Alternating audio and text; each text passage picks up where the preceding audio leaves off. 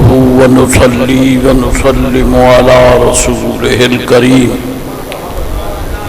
نبينا وسيدنا ومولانا وملجانا وماوانا محمد المبعوث رحمة للعالمين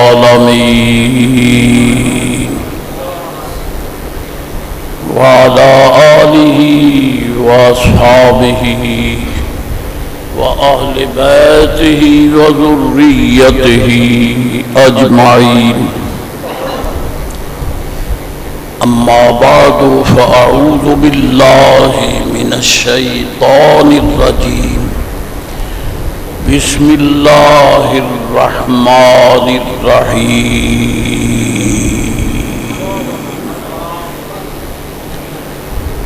إذ قال له ربه أسلم قال أسلمت لرب العالمين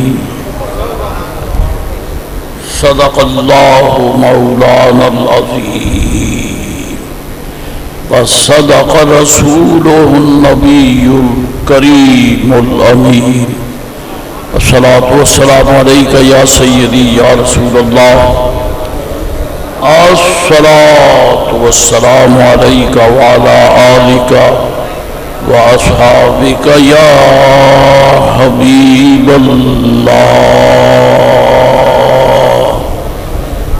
الصلاة والسلام عليك وعلى آلك وأصحابك يا رحمة للعالمين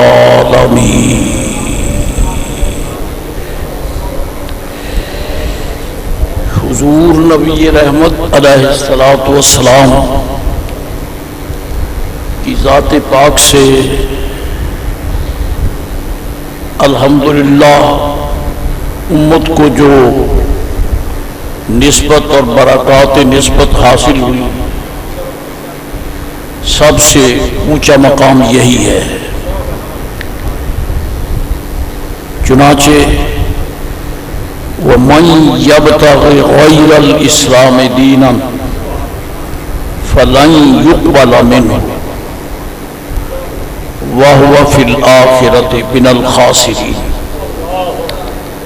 حق سبحانہ وتعالی نے فرمایا کہ جو اسلام کے سوا کوئی دین چاہے کوشش کرتا رہے دھکے کھاتا رہے فلن یقبل منہ اس سے کوئی دین اسلام کے بغیر قبول نہیں ہے اور قیامت کے دن وہ خسارے میں ہے. اور ظاہر ہے کہ اسلام کسی فلسفے کا نام نہیں ہے، کسی اسکالر کی تحقیق کا نام نہیں ہے، کسی سائنسدان کی جدید تکنیک کا نام نہیں ہے. یہی وجہ ہے کہ دین اسلام کے لیے دین حضور علیہ السلام سے شروع ہوا. دین اسلام آپ سے شروع ہوا، خانہ کعبہ سے نہیں، حضور سے شروع ہوا. تو نبی رحمت سید عالم علیہ السلام کی بدولت اسلام کا آغاز ہوا، جس نے عرب کے بدوؤں کو تبانیاں بخشی، عزتیں بخشی، اعزاز بخشے. اس لیے ارشاد فرمایا کہ اس کو چھوڑ کر اگر کوئی اور نظریہ حیات لائے فَلَنْ يُقْبَلَ مِنْهُ. یہ سیرہ جو ہے اسے کہتے ہیں کہ یہ مستقبل کی قطعیت کے لیے ہے.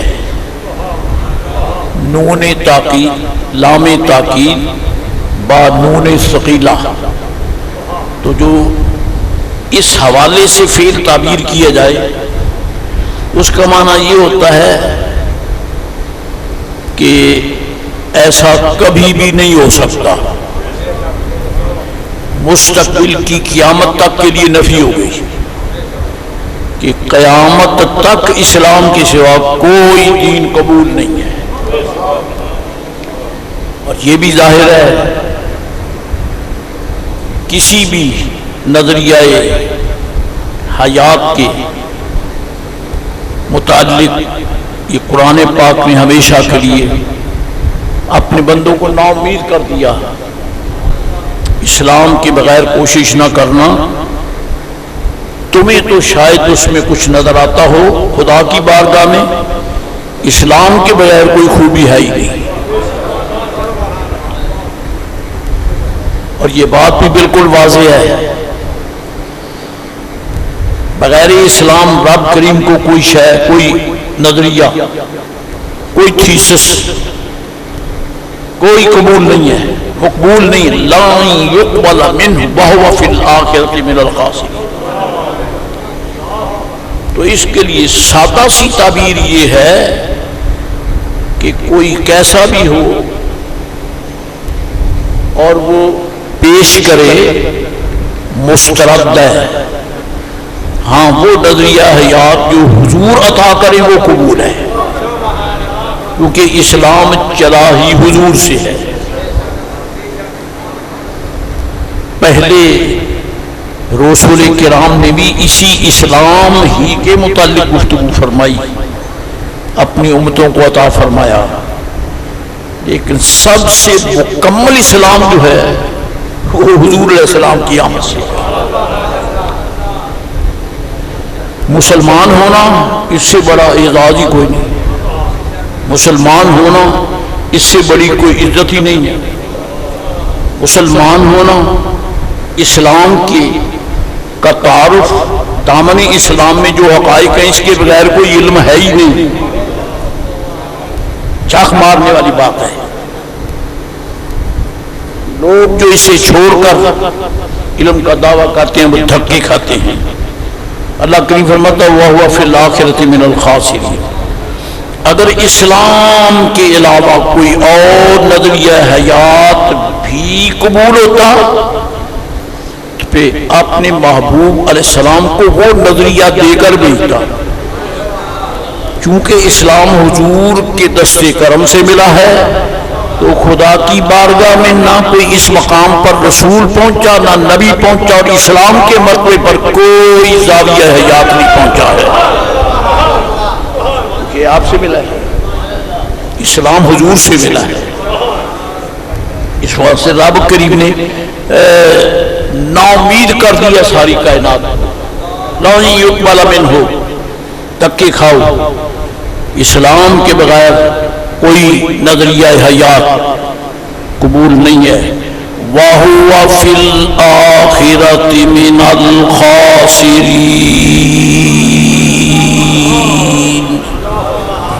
اور وہ شخص آخرت میں ہمیشہ کے لیے خسارے میں رہے گا، یعنی بخشا نہیں جائے گا۔ اس کے ساتھ دوسری آیت ملا دیں، وَالْعَصْرِ، کنز الایمان کے حوالے سے، وَالْعَصْرِ، اللہ کریم فرماتا ہے زمانہ محبوب کی قسم ہے۔ تو اگر توجہ ہے تو فقیر کو تو سمجھ آ رہی ہے کہ والعصر حضور کے زمانے کی قسم ہے۔ اس سے بالکل واضح ہوتا کہ آگے اور کچھ بیان نہ بھی ہو تو پتہ چلتا ہے کہ سرکار کے بغیر کامیابی کا تصور ہی نہیں ہے، کیونکہ زمانہ تو بہت پہلے سے شروع ہے، انسانی حوالے سے حضرت آدم علیہ السلام سے ہے، اور آپ سے پہلے بھی جنات موجود ہیں، جنات سے پہلے ملائکہ موجود ہیں، اور سب سے اولیت مطلقہ، اولیت حقیقی رب کریم کے لیے ہے۔ وہ تو رب ہے، وہ تو الہ ہے۔ بھائی یہی سمجھو کہ الہ برحق نے، فرد مطلق نے، احد مطلق اور فرد مطلق نے، قل هو اللہ احد احد مطلق نے، احدیت، وحدیت، وحدت، الوہیت کے دامن میں جتنی خوبیاں ہیں وہ حضور کے صدقے اسلام میں آ گئی، حضور کے صدقے آئی۔ بھائی یوں کہیے خدا کا خزانہ خالی تو نہیں ہو سکتا، لیکن یہ کہے بغیر میں رہتا بھی نہیں ہوں کہ رب نے سارا ہی خزانہ حضور کے صدقے امت کو عطا فرمایا، یہ تو ہم کہہ سکتے ہیں، سارے خزانے دے دیے ہیں۔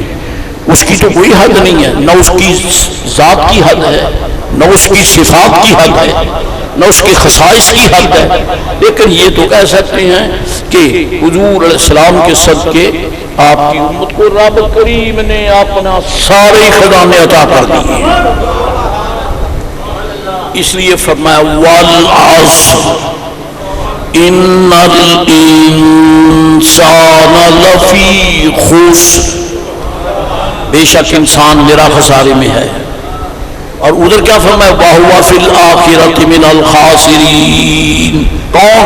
وَمَنْ يَبْتَغِي غَيْرَ الْإِسْلَامِ دِينًا، جو اسلام کے سوا دین چاہے عاقبتاً آخرت میں وہ سب خسارے میں ہیں۔ اور اس سے یہ بات بدیہی امر طور پہ ثابت ہو گئی کہ پھر کامیاب کون ہے؟ اِلَّا الَّذِينَ آمَنُوا، اِلَّا الَّذِينَ آمَنُوا، کامیاب وہ ہیں جو رسول اللہ پر ایمان لے آئے، نہ باقی رسولوں پر ایمان لانے والے کامیاب نہیں ہیں، خدا کی قسم ہے کامیاب ہے۔ حضرت آدم علیہ السلام سے لے کر جناب عیسیٰ علیہ السلام تک سارے رسول علیہ السلام جس دور میں بھی آئے، ان کو ماننے والے جب ایمان پہ مستحکم رہے، مستقل رہے، کامیاب ہیں، کوئی شک نہیں۔ لیکن اِلَّا الَّذِينَ آمَنُوا میں حضور مراد ہے، کیونکہ اگر کوئی آپ کے بعد ہوتا رسول اور تو پھر اس کے لیے ہو سکتا تھا کہ یہ ہو جائے کہ وہ بھی مراد ہو سکتے، تو جب ہو ہی نہیں سکتا تو مراد کیا ہوگا؟ حضور کے بغیر اور کوئی ہو ہی نہیں سکتا، تو پھر ہوگا کیا؟ ماننا پڑے گا کہ اب خدا کی بارگاہ میں محبوب کے بغیر رحمت کے دروازے بند ہیں،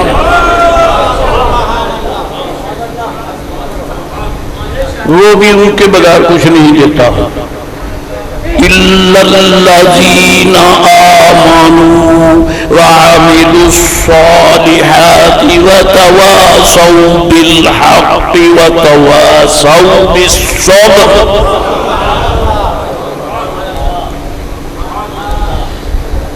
فرمایا ایمان جو لائے، إِلَّا الَّذِينَ آمَنُوا، جو ایمان لائے، وَعَمِلُوا الصَّالِحَاتِ، اور انہوں نے اچھے اعمال کیے، اعمال صالحہ کیے، یعنی ایمان کے تقاضے کے مطابق عمل کیے۔ کچھ وضاحت کر دی، کچھ وضاحت کر دی، کچھ میں سب کچھ ہے، اس وضاحت میں سب کچھ ہے۔ إِلَّا الَّذِينَ آمَنُوا وَعَمِلُوا الصَّالِحَاتِ، وہ جو ایمان لائے اور انہیں اعمال صالحہ کیے۔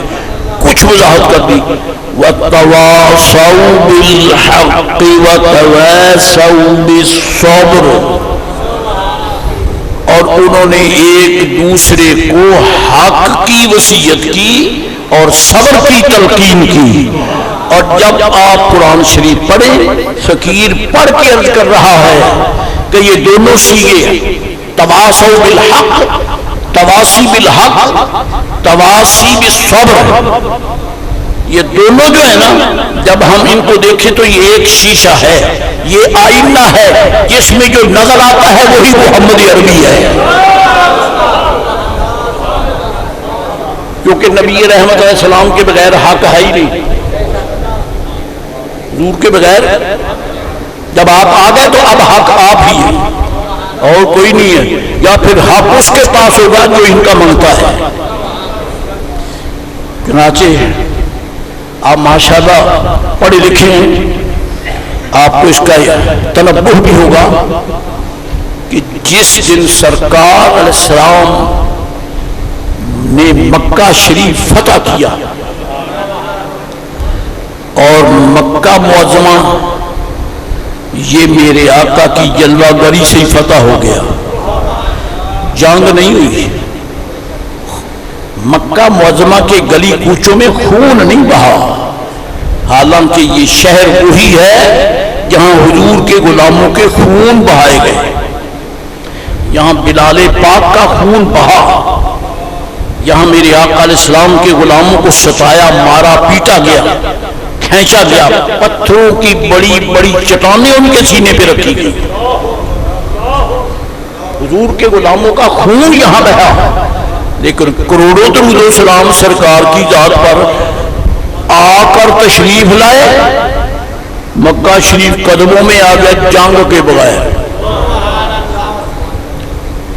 البتہ اکرمہ اس وقت مسلمان نہیں تھا، ابو جہل کا بیٹا، اس کی غلطی، اس نے خطا کی کیونکہ وہ مسلمان نہیں ہے، لہذا جس راستے سے خالد ابن ولید آ رہے تھے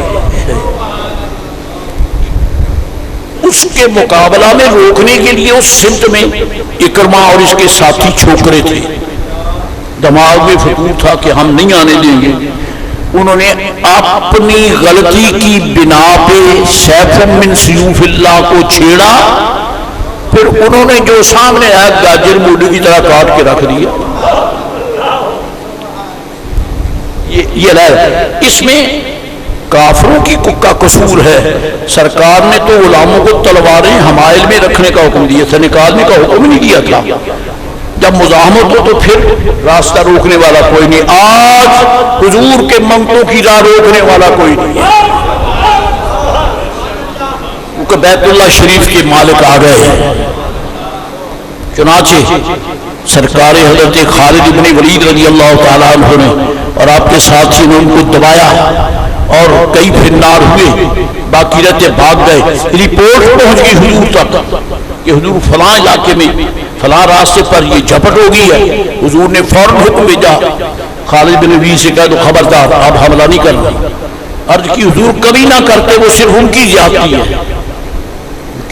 ہے، اگر وہ مزاحمت نہیں کرتے تو پھر ہم تلوار نہیں چلاتے تھے۔ چنانچہ بھی یہ معاف ہو گیا، کیونکہ سرکار نے علیہ الصلوۃ والسلام ان کے عذر کو قبول کیا ہے۔ حضور آئے، تلواریں نہیں چلی، تیر نہیں چلے، برچھے بھالے نہیں چلے، حالانکہ یہ آنے والے جو ہے نا فاتح بن کر، یہ وہ ہیں جن کو ان بازاروں میں گالی گلوچ کیا گیا، ظلم کی انتہا کر دی گئی۔ بس اب میں نہیں کچھ کہہ سکتا، لیکن سرکار نے فرمایا کوئی تلوار نہیں چلائیں گے۔ البتہ حضور نے ایک وار کیا، نبی پاک علیہ السلام نے ایک وار کیا۔ جب داخل ہوئے خانہ کعبہ کے سامنے آ گئے تو وہاں تو بت رکھے تھے، خانہ کعبہ کے اندر بھی، دیواروں پر بھی، چھت پر بھی بت تھے۔ بس سرکار نے ان بتوں پر وار کیا، تلوار سے نہیں، بھالے برچھے سے نہیں، زبان مبارک سے۔ اور کیا وار کیا؟ سرکار نے سارا قرآن شریف نہیں پڑھا، قرآن پاک کے چند بابرکت کلمات پڑھے، جاء الحق وزهق الباطل ان الباطل كان زهوقا۔ یہ پڑھا آپ نے۔ اور جس بت کی طرف اشارہ فرماتے ہیں، جس بت کی طرف اشارہ فرماتے ہیں، منہ کے بل زمین پہ، منہ کے بل زمین پہ بت توڑے، بیت اللہ شریف کو پاک کیا 40 نہیں عزیزان گرامی 48 سال کے بعد بیت اللہ شریف کی اس صدا کو کائنات نے اپنی آنکھوں سے دیکھا کہ کعبۃ اللہ کی دیواروں نے جو اعلان کیا تھا وہ آج پورا ہو رہا ہے۔ وہ اعلان کیا تھا؟ میرے آقا علیہ السلام کے جد امجد حضرت عبد المطلب رضی اللہ تعالیٰ جنہیں شیبۃ الحمد بھی کہتے تھے، آپ فرماتے ہیں میں بیت اللہ شریف کا طواف کر رہا ہوں اور حضور کے میلاد والی رات ہے، ادھر طواف کر رہے ہیں، ادھر میرے آقا علیہ السلام کی آمد کا وقت ہو گیا ہے۔ اور مشہور ہے، آپ نے بارہا سنا بھی ہے، علماء نے بیان بھی کیا ہے کہ سرکار عبد المطلب فرماتے ہیں کہ میں طواف کر رہا تھا کہ یکا یک خانہ کعبہ ہلنے لگا،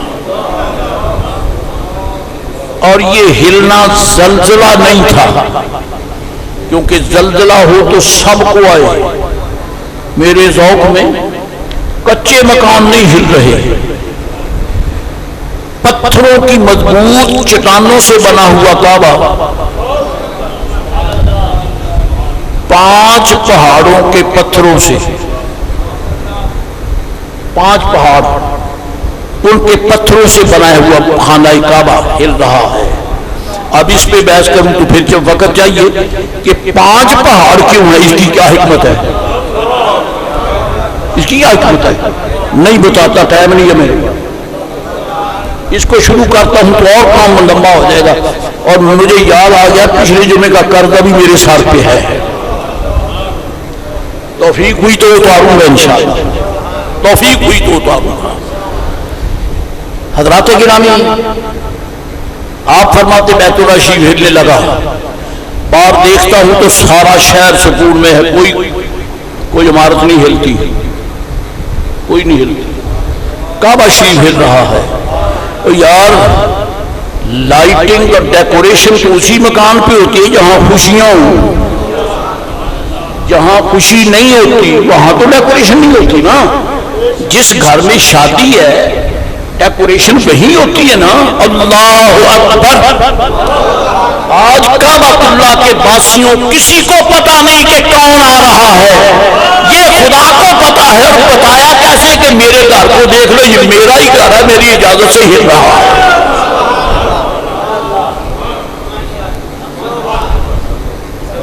کیونکہ گزرنے والا مسافر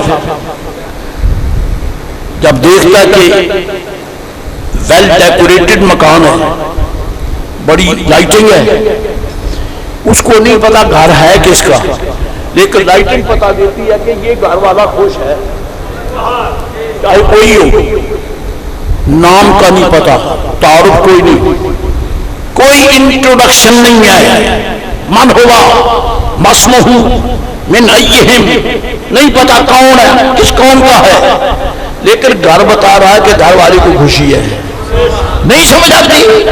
بیت اللہ شریف کا ہلنا پتا دے رہا ہے کہ گھر والا خوش ہے، اور کیسے پتا چلے، کیسے پتا چلے؟ بیت اللہ شریف کو رب نے زبان دے دی، باقی ان اندر کو بتا دے کہ تو کیوں ہل رہا ہے، یہ زلزلہ نہیں ہے۔ چنانچہ بیت اللہ شریف کی دیواروں سے آواز آ رہی ہے، الآن اطہر من الانجاس، اب وہ وقت آ گیا ہے کہ مجھے پاک کر دیا جائے گا، یعنی یوں کہو کہ مجھے پاک کرنے والے آ گئے۔ بیت اللہ شریف ہم فقیروں کو پاک کرتا ہے جب طواف کریں، لیکن دیکھنا یہ ہے کہ وہ کعبہ جو دنیا کو پاک کرتا ہے، اس کعبے کو مصطفیٰ نے پاک کیا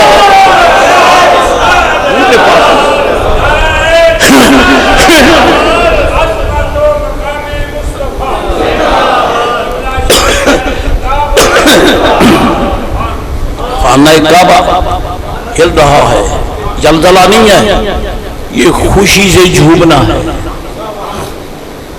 تو میرے آقا علیہ السلام تشریف لائے، دست کرم میں چھڑی ہے، اشارہ کرتے، بت کو لگاتے نہیں ہیں، چھڑی بت کو لگاتے نہیں ہیں، اشارہ۔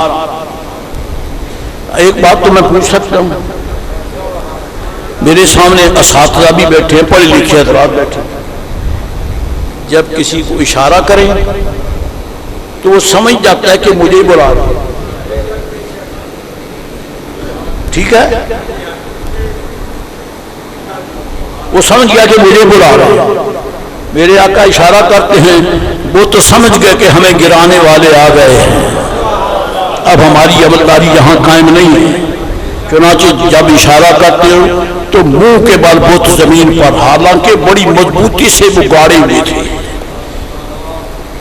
بت ٹوٹتے گئے، اندر سے بھی اتار دیے، دیواروں سے بھی اتار دیے۔ کچھ بت بدبختوں نے بیت اللہ شریف کی چھت پہ نصب کر رکھے۔ میرے آقا نے فرمایا علی ادھر آؤ، آ گئے، فرمایا ایسا کرو، ایسا کرو، میں بیٹھتا ہوں نیچے، میرے کندھوں پہ کھڑے ہوئے بولتا ہوں، جب نوازنے پہ آئے تو یوں نوازتے ہیں، اور میں ادب سے کہتا ہوں اور حق کہتا ہوں کہ اپنے نو عمر لڑکوں میں سے سب سے پہلے کلمہ پڑھنے والے مولا کائنات ہیں۔ آج فتح مکہ کے دن میرے آقا نے مولا کائنات کے سب سے پہلے ایمان لانے کا قیمت ادا کر دی ہے۔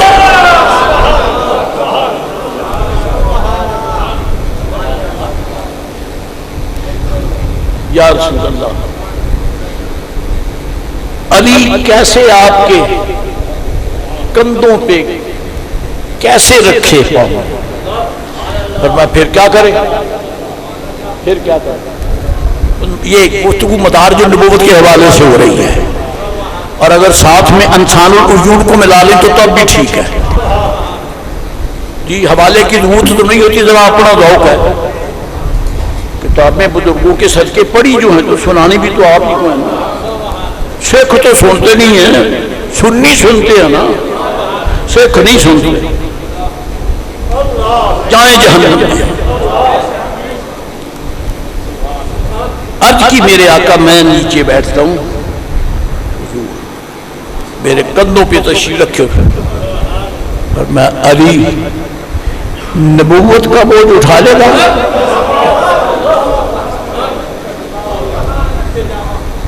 نہ میرے آقا علیہ السلام نے یہ نہیں فرمایا کہ میرا بوجھ اٹھا لے گا،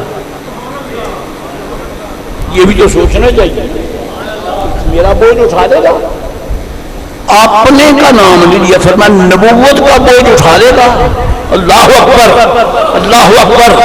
یہاں دو اشارے ہیں جو فقیر عرض کیے بغیر نہیں جا سکتا۔ ایک اشارہ تو یہ ہے، فرمایا تو بوجھ نہیں اٹھا سکتا، میرا نہیں کہا، اپنا نہیں کہا، لفظ یہ اور بول رہا ہے، وہ بھی عرض کروں، تو بوجھ اٹھا لے گا۔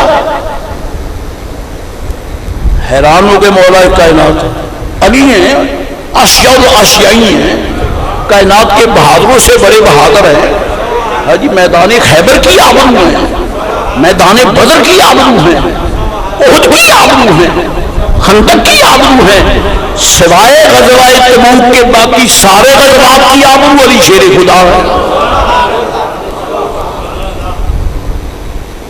فرمایا بوجھ اٹھا لے گا، میرا بوجھ نہیں کہا، میرا بوجھ نہیں کہا۔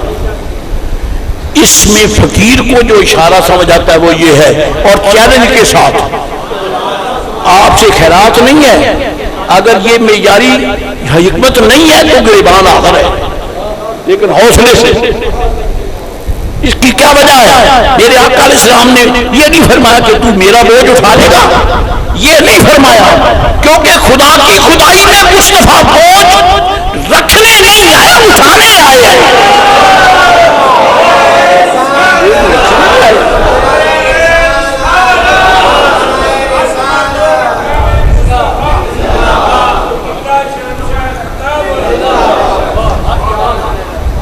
میرے آقا علیہ السلام بوجھ اٹھانے آئے، بوجھ اٹھانے آئے، بوجھ ڈالنے نہیں آئے۔ ان کے ذوق کا رب نے بھی احترام فرمایا ہے۔ اللہ فرماتا ہے اللہ کریم نے قرآن شریف میں فرمایا یرید اللہ بکم الیسر ولا یرید بکم العسر، اللہ کا تم پہ بوجھ ڈالنے کا ارادہ ہی نہیں ہے، ارادہ ہی نہیں ہے۔ اب مجھے کہنا پڑے گا ارادہ کیوں نہیں کیا؟ میں محبوب کیوں نہیں مانتا؟ پھر کیا ہوگا؟ پھر جو محبوب کہے گا کہ یہ بوجھ ہے، یہ میں ڈالتا ہی نہیں، کہ محبوب راضی ہو جائے اسلام آ گیا۔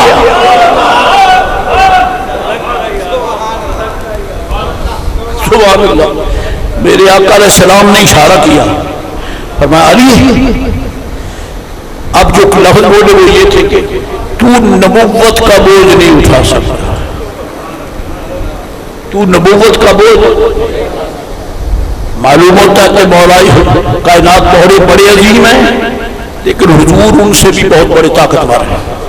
حضور کی طاقت کا جواب نہیں ہے، کائنات میں کوئی حضور علیہ السلام جیسا طاقتور ہے ہی نہیں، خدا کی خدائی میں طاقتور کوئی نہیں ہے۔ میں ذمہ داری سے کہتا ہوں کہ جبریل اتنا طاقتور نہیں ہے جتنا مصطفیٰ کا اشارہ طاقتور ہے۔ یہ تو خدا نے حجاب رکھا ہے، خدا نے پردہ رکھا ہے، میں کیا کہوں؟ یہ بہت طاقتور ہے۔ بس مظہریت میں وہی ہیں جس کے میں حبیب ہیں۔ اب ڈر کے میں کیا کہہ سکتا ہوں؟ لفظ تو کھولے میں بول نہیں سکتا۔ تو بوجھ نہیں اٹھا سکتا۔ مولا علی نے بھی بات نہیں دہرائی، سمجھ گئے کہ جب سرکار نے کہہ دیا تو علی تجھ میں طاقت نہیں ہے۔ تو چلتے چلتے تھوڑے سے یہاں ایک اور بھی گلستان کی زیارت ہو جائے۔ معراج کی شب،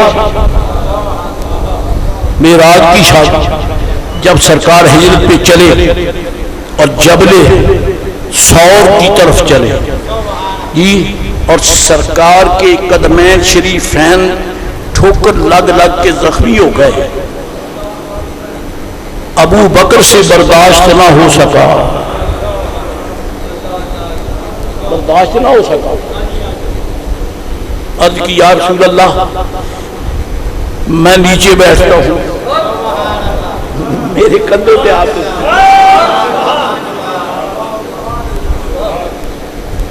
میں نیچے بیٹھتا ہوں۔ تو یہ لفظ ابو بکر کو کیوں نہیں بتایا سرکار؟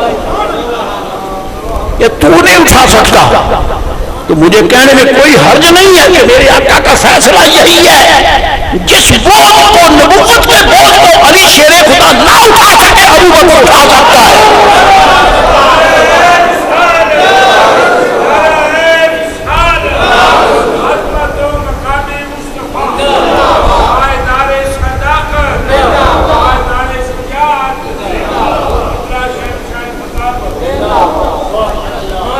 صدیق اکبر اٹھا سکتے ہیں، چنانچہ حضور ان کے کندھوں پہ رونق افروز ہوئے۔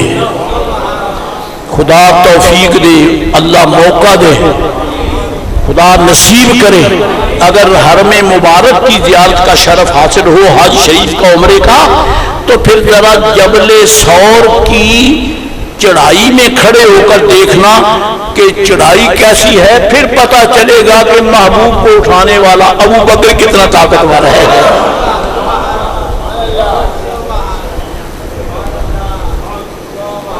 حضور نے حضور کے کندھوں پر، موت صدیق اکبر کے کندھوں پر حضور نے ان کو شرف بخشا۔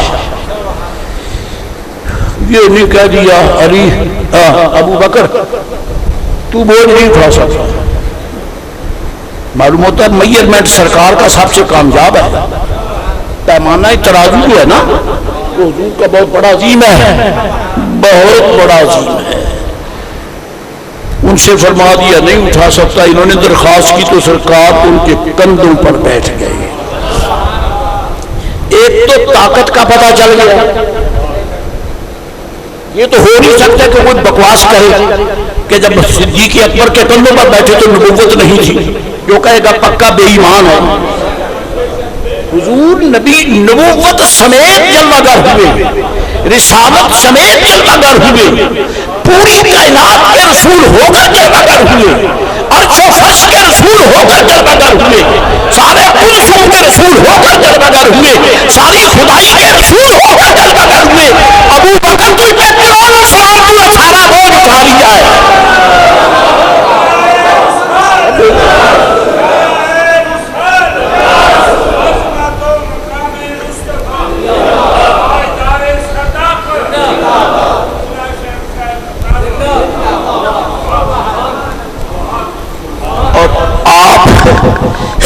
ایک تو طاقت ہو گئی، ایک طاقت اور بھی ہے جس کی طرف بدبخت ناپاک گستاخان صحابہ اندھوں کی نظر نہیں جاتی،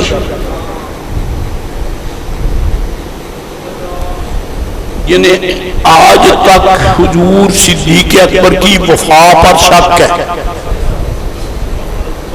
وفا پر شک ہے، تلخ گفتگو ہے، بڑی ضبط سے عرض کر رہا ہوں، ظاہر نہیں ہو سکتی، لیکن یہ سارا قبیلہ ناپاک ہے، بدبخت ہے، جنہیں ابو بکر صدیق رضی اللہ تعالیٰ کی وفا پہ شک ہے۔ مجھے شک نہیں، خدا کی قسم وہ پکا بے ایمان ہے۔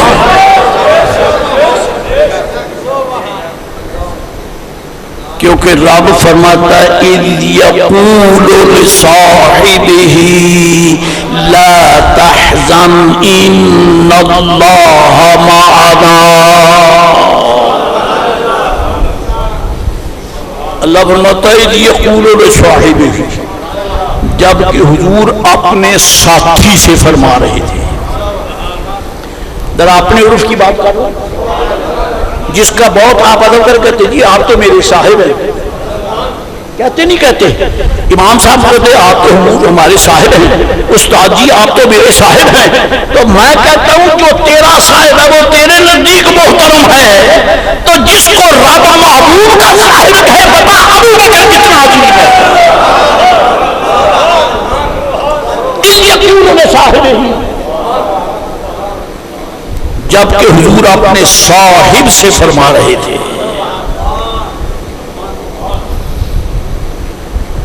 کیا فرما رہے تھے؟ سبحان اللہ، تفصیلات ہیں تو عرض یہ ہے، اچھا چلو بات ہو ہی جائے۔ اِذْ يَقُولُ لِصَاحِبِهِ لَا تَحْزَنْ إِنَّ اللَّهَ مَعَنَا۔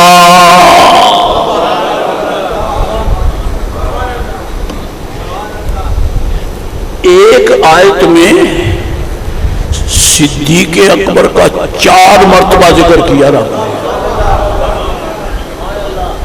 آیت ایک ہے، ابو بکر صدیق کا ذکر، اللہ اکبر۔ اللہ تعالیٰ ارشاد فرماتا ہے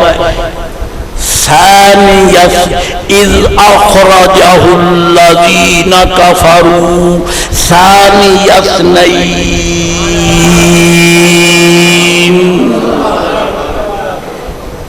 رب کریم فرماتا ہے جب کہ کافروں نے سازش کی اور سید عالم علیہ السلام حکمت الہی کے مطابق مکہ معظمہ سے تشریف لے گئے، اکیلے نہیں تھے، اکیلے نہیں تھے، ورنہ کئی بے ایمان بکواس کرتے کہ نبی پاک اکیلے ہی رہ گئے، کوئی ساتھ ہی نہیں گیا۔ خدا کی قسم کھا کے کہتا پوری کائنات اسلام کا سر نیچا ہے، ابو بکر صدیق کے جوڑے اس کے سر پر ہیں، کیونکہ رب فرماتا ہے ثانی اثنین، محبوب پاک اکیلا نہیں تھا، 2 میں سے دوسرا تھا، وہ دوسرا کون ہے؟ ابو بکر ہی تو ہے، اور کون ہے؟ ثانی یسن ایک تو یہ ہے دو میں سے دوسرا ایک بار ہو گیا آگے اذ ہما جبکہ وہ دونوں فی الغار غار میں ہیں دونوں یہ دو کون ہیں ثانی یسن اذ ہما فی الغار جب وہ دونوں غار میں ہیں ہما میں ثانی یسن میں بھی ابو بکر اور اذ ہما میں بھی ابو بکر دو تیسرا اذ یقول لصاحبہ جبکہ حضور اپنے ساتھی سے فرما رہے تھے یہ صاحب کون ہے ابو بکر ہے مولا ثانی اسنان کہہ دیا تو ابو بکر تو درج ہو گیا پھر ساتھ فرماتا اذ ہما بولا تو ابو بکر آ گیا تیسرے مقام پہ فرمایا یقول لصاحبہ تین مرتبہ فرما دی سنو ان اللہ معنا بے شک اللہ میرے ساتھ نہیں ہمارے ساتھ ہے کتنی بار ہو گیا جی آیت پوری ایک نہیں ہے کیونکہ پہلے بھی اور بعد میں بھی الفاظ ہیں ایک آیت کے ایک حصے میں ابو بکر کا ذکر رب نے 4 مرتبہ کیا ہے اور جن خبثاء کو 4 مرتبہ بھی ابو بکر نظر نہیں آیا اس سے بڑا بے ایمان ہے کون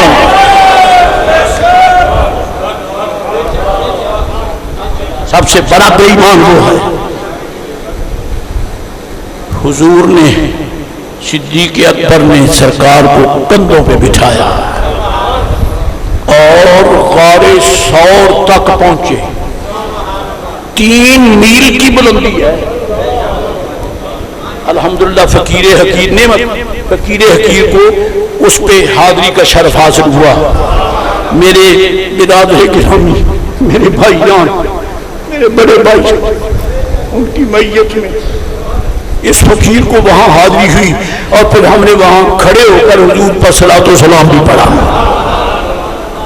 الحمدللہ رب العالمین زہرا آب ہوتا ہے اتنی بلندی پہ جانا کوئی آسان کام نہیں ہے خالی چلنا مشکل ہے تو مجھے کہنے میں حرج نہیں ہے مجھے کہنے میں حرج نہیں ہے ابو بکر صدیق رضی اللہ تعالیٰ عنہ ایک بشر اور ایک انسان کو اٹھائے ہوئے نہیں گئے خدا کی ساری خدائی کو اٹھا کے لا رہے ہیں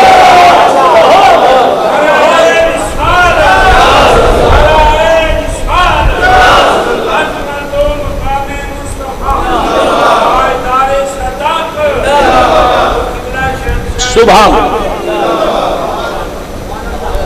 4 مرتبہ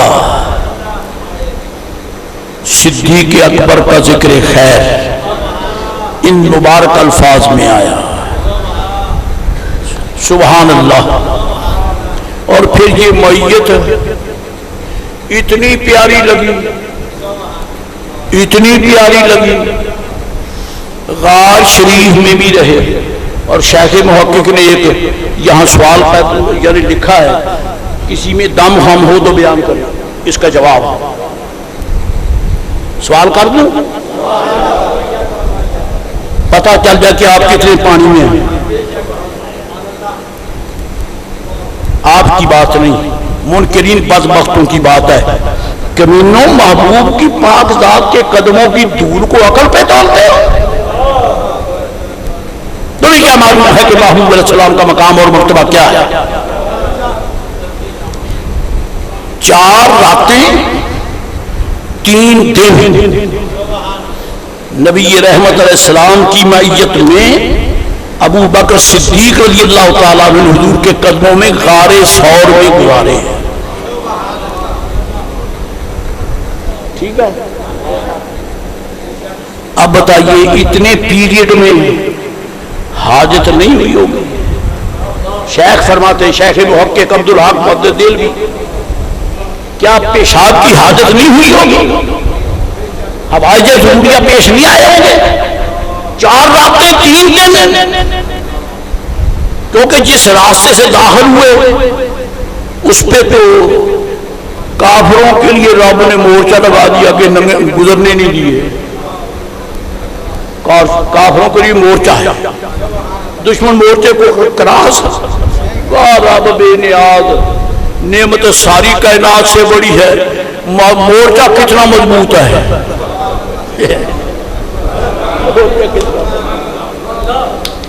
اللہ اکبر, مورچہ کتنا مضبوط ہے. مکڑی کا جاڑا اور کبوتروں کا جناب محترم وہ آشیانہ جس میں انڈے دیے ہوئے, یہ پہرے دار ہے سرکار.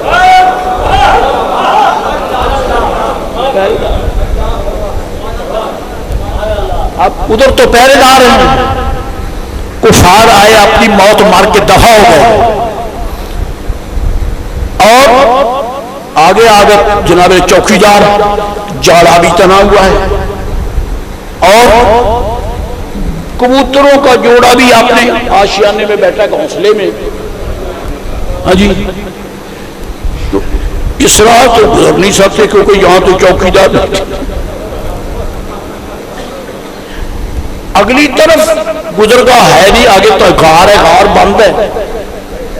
وہ حقیق شیخ فرماتا ہے بتاؤ 3 رات اور 4 رات اور 3 دن ابو بکر صدیق کے لیے حوائج کا کیا انتظام تھا.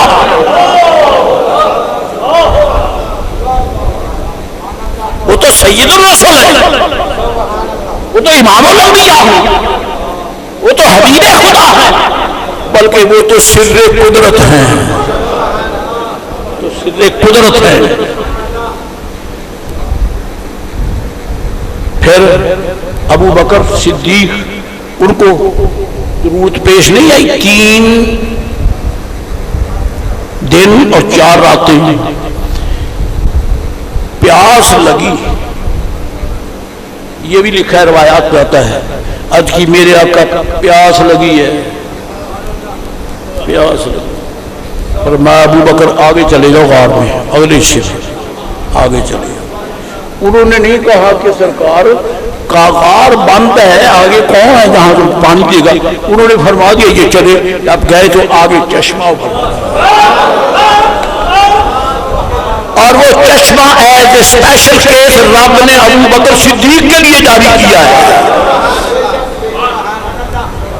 پی لو, آپ نے پیا, عذابات کچھ بھی نہیں تھا. یہ اسپیشل انتظام ابو بکر صدیق کے لیے تھا. یہ تو ضرورت پیش آئی تو کہہ دیا نا, یہ تو نہیں کہا 3 دن جی 4 راتیں اور 3 دن تک مسلسل.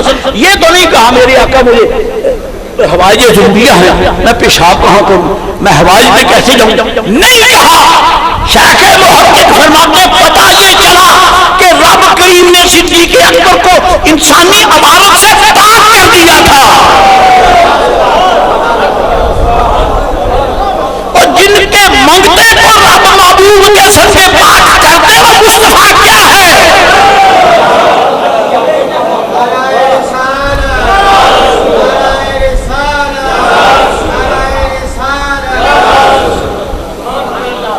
یہی تو میں عرض کر رہا ہوں, میرے آقا بوجھ ڈالنے نہیں آئے ہیں, بوجھ اٹھانے کے لیے آئے ہیں.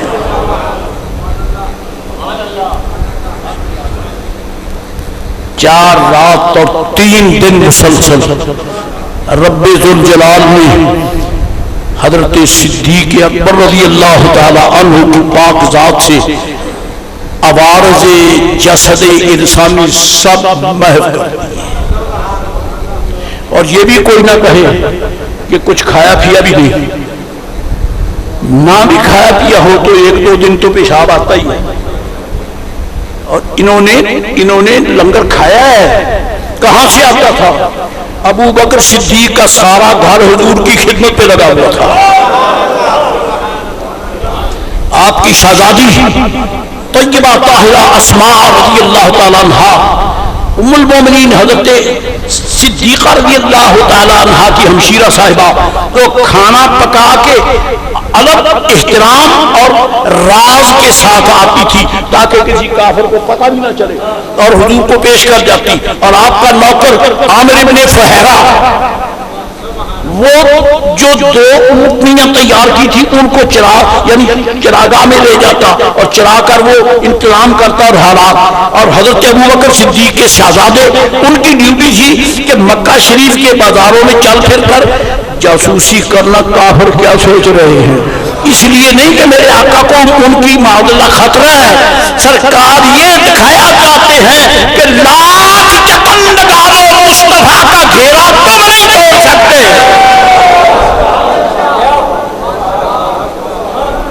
تم نہیں توڑ سکتے. سارا گھر حضور کی خدمت پہ لگا ہوا ہے. خدا کی خدائی میں ایک ہی گھر ایسا ہے. الحمدللہ الحمدللہ رب العالمین. تو رب فرماتا ہے اسلام وہی ہے. الا الذین آمنوا پہ بات ہو رہی ہے. یہ ہے وہ الا الذین آمنوا وعملوا الصالحات وتواصوا بالحق، جنہوں نے باہم حق کی وصیت فرمائی. اور یہ کام، یہ ڈیوٹی سیدنا صدیق اکبر نے دی. حق کیا ہے؟ میرے آقا اشارہ کرتے جاء الحق وزہق الباطل. حق آیا، حق آیا. سارے صحابہ کرام پر حق ہے، لیکن یہاں صیغہ مفرد ہے. حق آیا. حق وہی ہے جس کی چھری کے اشارے ہو رہے ہیں. وزہق الباطل. بت ٹوٹے، بت جھڑے، اشارہ ہوا بت ٹوٹتے گئے. پتہ چلا حق حضور ہے، باطل کفر ہے. اور یہ سارا کفر میرے آقا کے اشاروں سے دفع ہوا. بات رہ نہ جائے، شکر یاد آ گئی. فرمایا میں نیچے بیٹھتا ہوں، علی تو میرے کندھوں پہ. شرف بھی تو بخشنا ہے نا. بہتا لاڈ پیار آئے نا تو بچہ، چھوٹا بچہ باپ کسی منصب پر بھی ہو اس کو گود میں اٹھا کے چومتا ہے. بہت بڑا افسر ہے، بہت بڑا وہ منصبدار ہے، لیکن بچہ پیارا لگتا ہے، اٹھا لیتا ہے، اٹھا لیتا ہے. اپنے منصب کے مطابق ہونے کے باوجود اپنی پورے دم خم اور قد سے اٹھاتا ہے. ٹھیک ہے، تو پھر مجھے کہنے کی اجازت ہو کہ میرے آقا علیہ السلام سے نہ کسی کا قد اونچا ہے، نہ کسی کی کوئی حد ہے. ابو بکر صدیق رضی اللہ تعالیٰ کے غلاموں، مولا کائنات کو حضور نے اٹھایا. ایسے اٹھایا جیسے بچے کو پیار سے بزرگوار اٹھاتے ہیں. مولا کائنات کی ساری خوبیاں جو ہیں وہ میرے آقا کے دست کرم کی برکت سے ہے. فرمایا حضور اٹھے، میں نے سارے اتار دیے، بت توڑ دی، سب اتار دیے. اچھا جی، چھت کے اوپر نہیں، چھت کی منڈے تک جتنے آگے اوپر تو وہ تو بے ایمانوں نے تب لگائے تھے تاکہ نظر بھی آئیں. تو چھت کے اوپر تو نظر نہیں آتے تھے، وہ تو منڈیر کے ساتھ ساتھ وہ سارے اتار دیے. چھت خالی رکھی، چھت پر نہیں گئے کیونکہ وہاں بوت بھی نہیں تھا کہ یہاں تک تیرا حصہ ہے، چھت پر بلال کا حصہ، چھت پر بلال کا حصہ ہے. چنانچہ مولا کائنات فرماتے میں نے مجھے میرے قلب میں ایک زبردست قسم کا ایک یعنی حقیقی طور پر ادب کا زلزلہ تھا کہ میں حضور کے کندھوں پہ کھڑا ہوں. میں نے جتنی جلدی ہو سکا وہ تو توڑے اور پھر نہیں عرض کی میرے آقا وہ بیٹھ جائیں میں اتروں نہیں، میں نے وہیں سے چھلانگ لگا دی.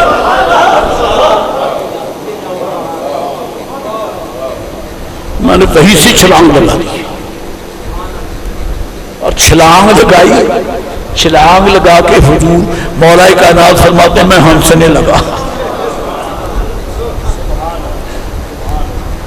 میں ہنسنے لگا. جانتے تو ہیں اٹھائے بھی خود ہے. فرمایا ذرا میری امت کو بھی بتا دو یہ ہنسنے کا مقام کیا ہے. ہنسے کیوں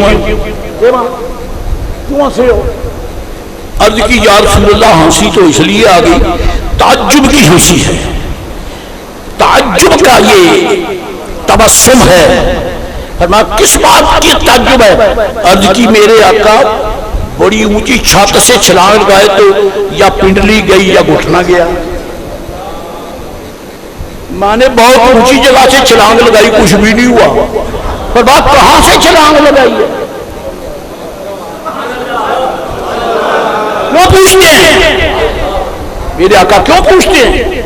یہی تو ہے کہ حضور علیہ السلام کا قد انور ہے، سرکار کا قد مبارک ہے، جو ابن عبداللہ ہے رضی اللہ تعالیٰ عنہ، جو طیبہ طاہرہ جیدہ حضرت والدہ پاک رضی اللہ تعالیٰ عنہ آمینہ خاتون رضی اللہ تعالیٰ عنہ کے شہزادی اور عربی ہیں، عرشی ہیں، مدنی ہیں، عربی ہیں، حجازی ہیں، عراقی ہیں، تہامی ہیں، یہی ہے نا؟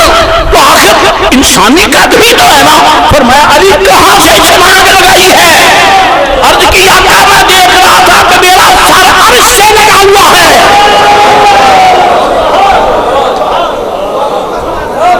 میرا سر عرش سے لگا ہوا ہے، میں نے تو بغیر چھلانگ لگا دی، عرش سب سے اونچا ہے، اتنی اونچی بلندی سے میں نے چھلانگ لگائی، کیوں نہیں لگی؟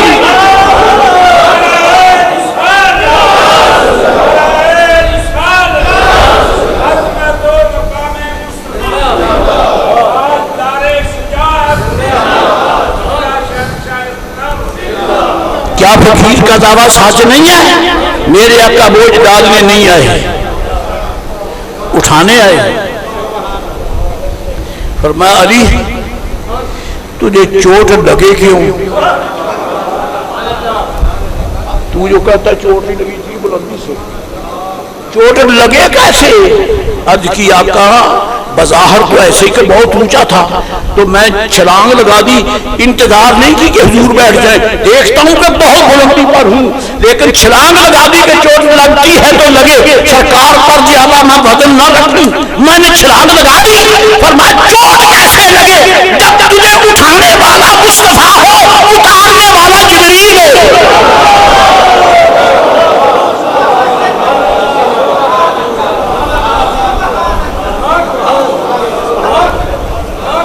معلوم ہوتا ہے خدا کی ساری کائنات ہی محبوب کی ڈیوٹی پہ لگی ہوئی ہے۔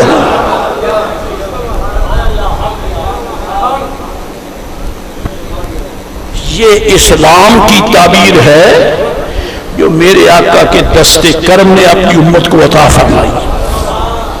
جب ان کا نام آتا ہے، جب ان کا کام آتا ہے، جب ان کی ذات آتی ہے، جب ان کی نسبت آتی ہے، فاصلے سمٹ جاتے ہیں، دوریاں ختم ہو جاتی ہیں، حقائق بدل جاتے ہیں، جو ساری دنیا مل کے نہیں کر سکتی محبوب کے اشارے سے حل ہوتا ہے۔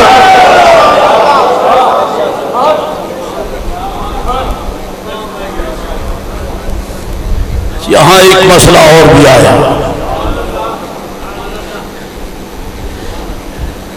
سرکار ابراہیم علیہ السلام کو حکم ہوا اذان دے دو،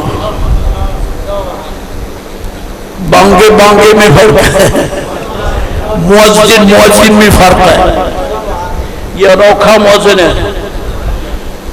جبل ابو قبیس کی چھت پہ کھڑے ہو کر، جبل ابو قبیس یہ خراسان کے علاقے کا پہاڑ ہے جو قدرت الہی سے چل کر بیت اللہ شریف کی فضاؤں میں آیا ہے۔ رب قریب ہے، محبوب کے صدقے اس نے کائنات میں بڑی رونقیں لگائی ہیں۔ انی اسکنت من ذریتی بواد غیر ذی زرع عند بیتک المحرم ربنا لیقیموا الصلاة۔ مسجد میں کھڑے ہو کر باتیں کرنے والے حیا کرو، باتیں بند کرو، انہوں پڑھو کوئی انہیں شرم نہیں ہے۔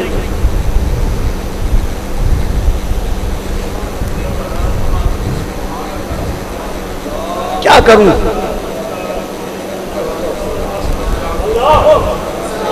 حوصلہ شکن حالات ہیں جی، صدیاں گزر گئی لیکن ہم پہ ہوتا رہ گئے.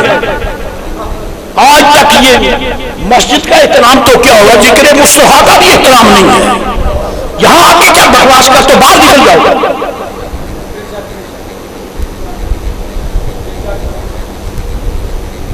اب آپ کو معلوم نہیں کہ میرے ذہن پر کیا قیامت ٹوٹی ہے، کیا کہنا چاہتا ہوں اور اس حالات میں کیا میرے ذہن پہ کیا ہو گیا.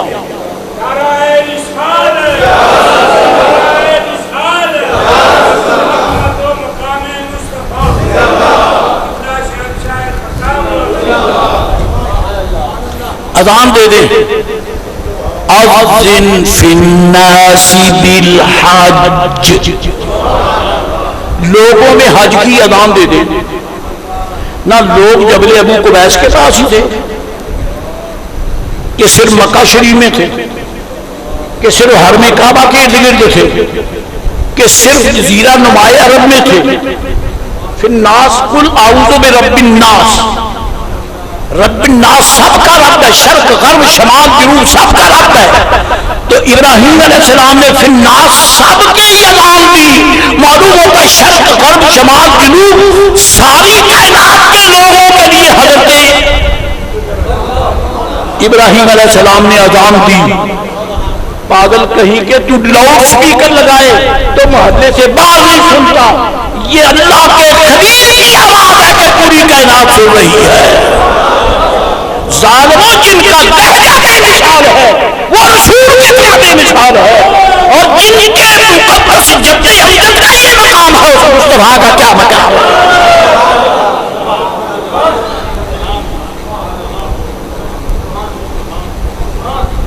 اذان دے دو.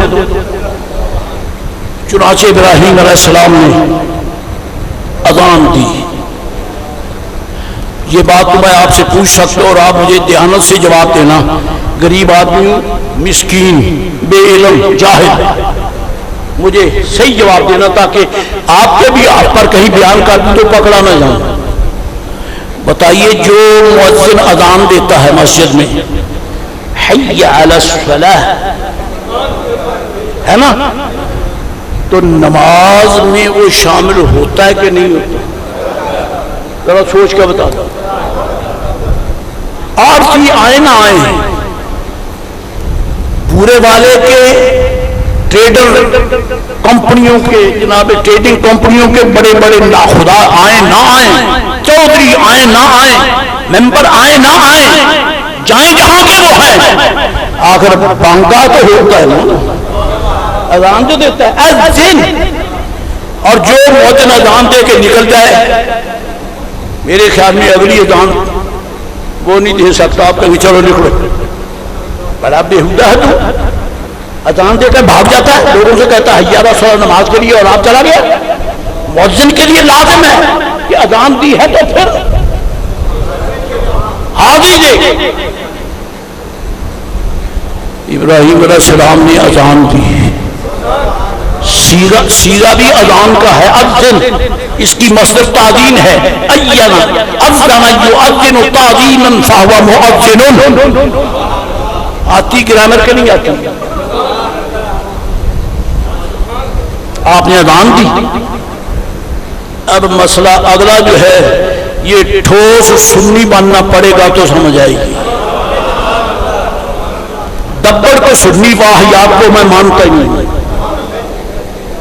غوث پاک کے مرید بنو، فرید پاک کے غلام بنو، حجویری شہنشاہ کے دروازے کے سائل بنو، سلطان الہند غریب نواز اجمیری کے مرید بنو. پھر میں بیان کروں. ابراہیم علیہ السلام کو رب نے فرمایا اذان دو، آپ نے دی. ان کو فی الناس پوری دنیا کے انسانوں کے لیے. جو پیدا ہو چکے تھے ان کے لیے بھی، جو ابھی ویٹنگ لسٹ میں تھے ان کے لیے. اور ویٹنگ لسٹ اماں کے پاس امانت ہے، اس نے بھی سن لی. بابا کے پاس امانت ہے، اس نے بھی سن لی. دونوں کے پاس ابھی نہیں ہے. عالم ارواح میں ہے تو انہوں نے بھی ایسے مؤذن کے صدقے ہوئے جن کی آواز ساری کائنات سن رہی ہے. کچھ حیا کرو. ابراہیم علیہ السلام اذان دیں, ساری کائنات سنیں, تو پھر مجھے کہنے میں حرج کیا ہے؟ جب منگتے صلاۃ و سلام پڑھے تو مصطفیٰ کو نہیں سنتے.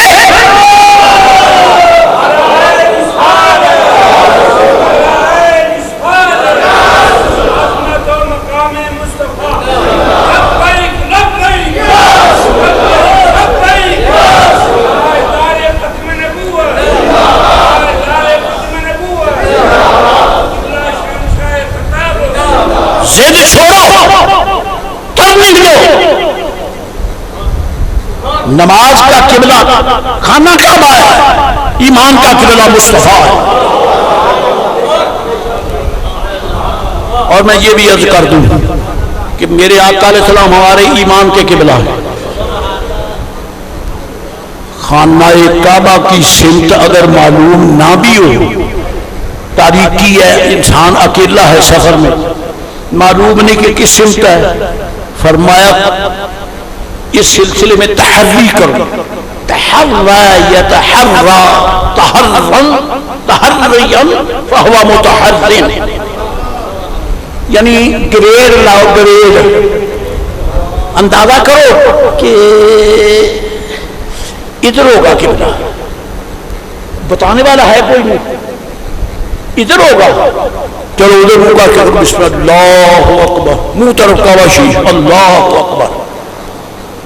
ایک رکعت پڑھ لی, دل میں خیال ہو ادھر تو نہیں ہے, پھر خیال کیا کہ نہیں ادھر نہیں ہے, میرے خیال میں ادھر ہے, اور میں ادھر منہ پھیر. ایک رکعت ادھر پڑھ لی, دو پوری ہو گئی. عشاء کی نماز ہے, فرض 4 ہے. پھر پڑھتے پڑھتے خیال ہو غلطی ہو گئی, ادھر تو نہیں ہے, ادھر ہے. پر میں چل تیسری رکعت ادھر پڑھ لوں. کو پڑھ سکے تو شرح الوقایہ پڑھے, کوئی پڑھ سکے تو شرح ہدایہ پڑھے, کوئی پڑھ سکے تو فتح القدیر پڑھے, نہیں پڑھ سکے تو ڈوب کے مرے. 3 رکعتیں ہو گئی, پھر پڑھتے پڑھتے کھڑا ہو ادھر نہیں ہے, ادھر ہوگا. فرمایا چوتھی ادھر پڑھ لیں. نماز ہو گئی, پھر میں بالکل ہو گئی. پتا چلا تعین نہ ہو سکا اور تحری کر کے نماز پڑھی, قبلہ کا یقین نہیں کہ ادھر ہے, نماز ہو گئی. لیکن خدا کی قسم حضور اتنا بڑا قبلہ ہے, جب تک تعین نہ ہو ہمارا کوئی ایمان قبول ہوتا ہی نہیں ہے, نہیں ہوتا.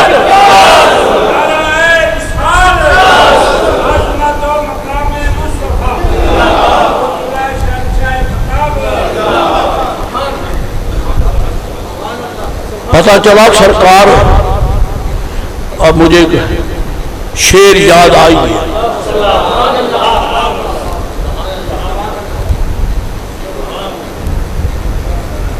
اعلیٰ حضرت سرکار نے ایک شعر لکھا ہے, عشاق کے روضہ سجدہ میں سوئے حرم جھکے,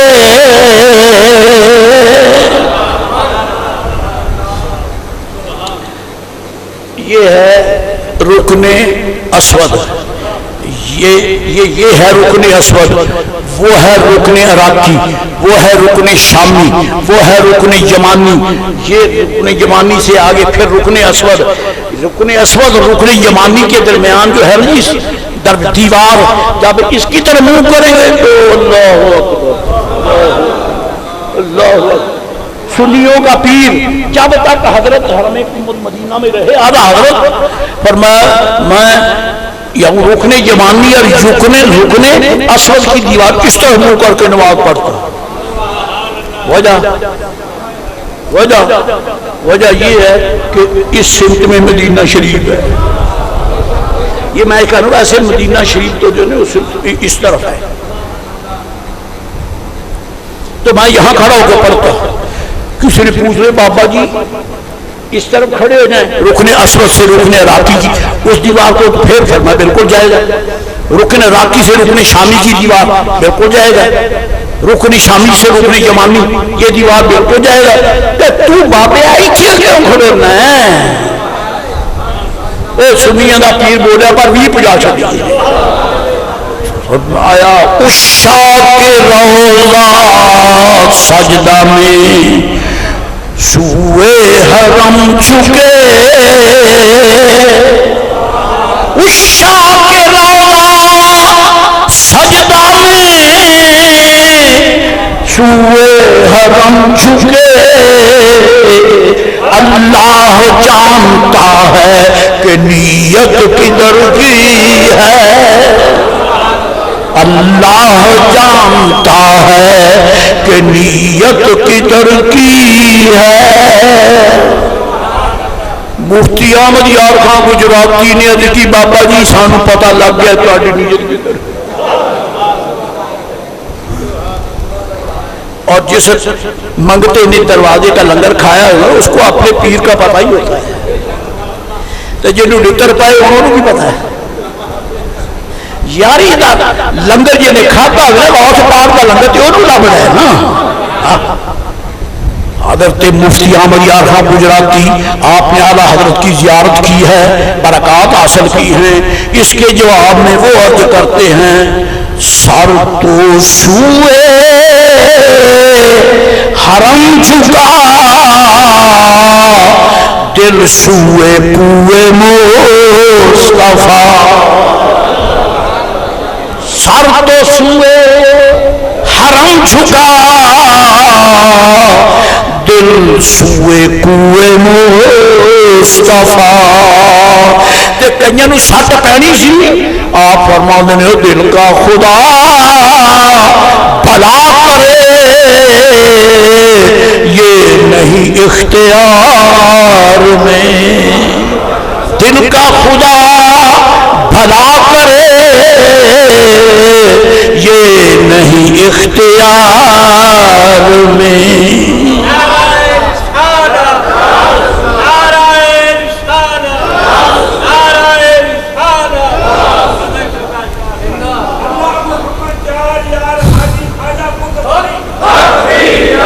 سرکار حضرت ابراہیم علیہ السلام نے اذان دی. میرے اکابر فرماتے ہیں کہ فقی اعظم مولانا محمد نور اللہ نعیمی قادری رحمۃ اللہ علیہ آپ نے فرمایا، فقیر نے اپنے کانوں سے سنا، فرمایا حضرت ابراہیم علیہ السلام نے حج کی اذان دی اور مؤذن جو ہے نماز میں ہوتا ہے. خدا کی قسم ہے حج کے ہر اجتماع میں حضرت ابراہیم علیہ السلام ہوتے. یہ ان کو گالے بن گئی پہلے بورے والے کا مسیح سنیاں دی ہوئے بانگا تے نماز دے اذان دے کے بھج جائے تے گل بن بھی نہیں. خدا دا خلیل پاک رب دا انتخاب تے فرمایا سونیا بانگ تو دے حج او دیوے تے پھر چلا جا تے آوے ہی نہ نہیں. جدوں ساری کائنات حج کر لو جی ابراہیم تشریف فرماؤ. کرونے والے کا بیڑا خدا غرق کرے، پاواں انہاں نے لوکاں نوں نہیں آن دتے. قسم لے لے ابراہیم علیہ السلام موجود آئے.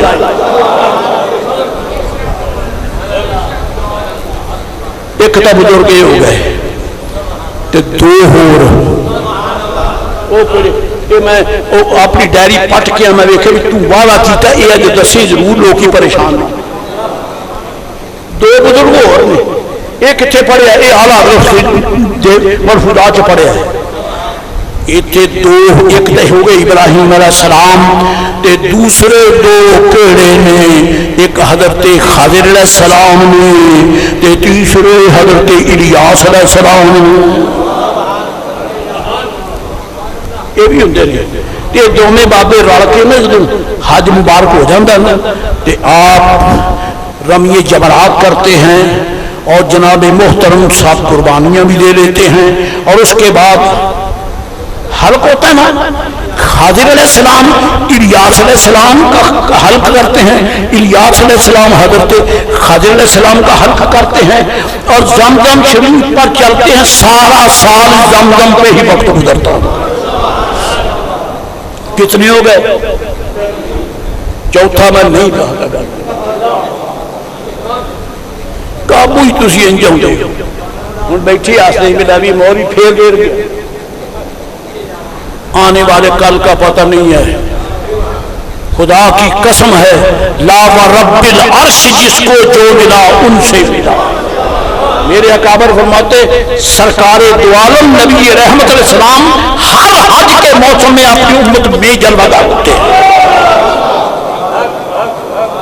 اس کا بھی اشارہ ہے قرآن شریف میں وَكَيْفَ تَكْفُرُونَ وَأَنْتُمْ تُتْلَى عَلَيْكُمْ آيَاتُ اللَّهِ وَفِيكُمْ رَسُولُهُ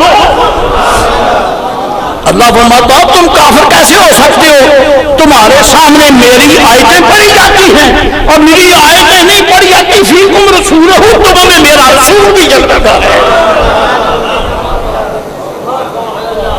ضرور بھی جلوہ کر ہے تو حج کے ہر موسم میں یہ اکابر تشریف فرما ہوتے ہیں اور حضور کی امت کی قسمت بڑی بھری ہے اتنے پاکیزہ اتنے مقدس انوار و تجلیات کے حاملین کاملین واصلین قانتین راکعین ساجدین تشریف فرما ہے اور ان کے قدموں میں یہ غلام لبیک اللہم لبیک کی دہائیں دی اچھا وہ بات آئی گئی اذان کس نے دی حج کی ابراہیم علیہ السلام نے تو پھر کہنا تو یہ چاہیے تھا لبیک یا خلیل اللہ جنہیں سجے ہوئے ہونا تو دیکھو دیا اذان دی ابراہیم علیہ السلام نے لیکن سرکار فرماتے کہو لبیک اللہم لبیک اللہم لبیک لبیک لا شریک لک لبیک ان الحمد والنعمت لک والملک لا شریک لک تربیہ سن رہا ہے تیرے وہ تگڑے میں تھوڑے کو کنیا کلیاں کو سننا ہے تسی کہڑا میں نے فیس دی ہے میں تانوں سنائی جاواں تے تسی میں سنا بھی دوں جدوں میرا دل آیا جنوں دل آیا میں پھڑ کے کھڑا جنا سنا تلبیہ ہمارا ایک نیاز مند تھا وہ حج کے لیے تیار ہو گیا میں نے پوچھا بھائی حج کے لیے تو تیاری ہوگی سامان ہو گیا سارا سامان بن گیا جی سارا ٹھیک ہو گیا اور میں کہ سامان سٹ تو تلبیہ بھی ہو جائے کبھی آتا وہ بھی میں پکا لیا تھا کی خیال لوایا کو بیک میں پکا لیا لوایا کو لوایا صدقے جاؤں لبیک اللہم لبیک لا شریک لک لبیک ان الحمد والنعمت لک والملک لا شریک لک ملا معین قاسمی فرماتے ہیں یہ کیا راز ہے اذان دی ابراہیم علیہ السلام اور تو کہتا یا اللہ میں حاضر یا اللہ میں بلایا ابراہیم علیہ السلام نے یا اللہ میں حاضر معلوم ہوتا ہے کہ ظاہر میں خلیل ہے کہ باطن میں وہی ہے آپ اس ذمہ داری پہ اعلان کر رہے ہیں کہ جب تم آؤ گے تو یہاں جس نے بلایا ہے جس کا گھر ہے وہ بھی کرم کے لیے جلوہ گر ہوگا بات بہت آگے نکل گئی اللہ کریم ہمیں ایمان کی برکات سے نوازے اور اسلام کی حقیقی روح سے شناسائی بخشے آمین وآخر دعوانا الحمد